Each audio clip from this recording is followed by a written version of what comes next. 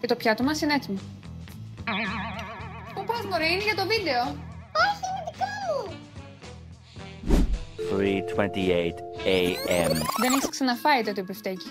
Μείνε μαζί μου να σου δείξουμε πώς φτιάχνουμε τα μπιφτέκια golden στα παλί με μπιστρό. Βάζουμε τα μπιφτέκια μας στη σχάρα. Αφού ψηθούν τα μπιφτέκια μας, το βάζουμε στο πιάτο.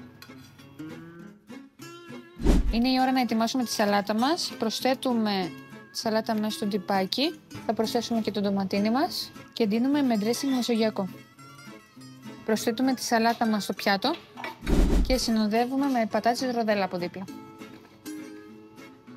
Και τέλος θα προσθέσουμε τη σάλτσα μανιταριών πάνω από το μπιφτέκι μας. Και μην ξεχάσουμε το μαϊντανό μας.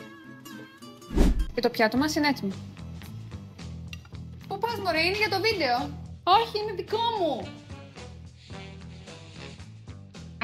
Έχω χαζέψει λίγο μας. Αλλά αν δοκιμάσεις θα καταλάβεις. Κάνε tag στα σχόλια έναν φίλο σου που θα το έκανε αυτό.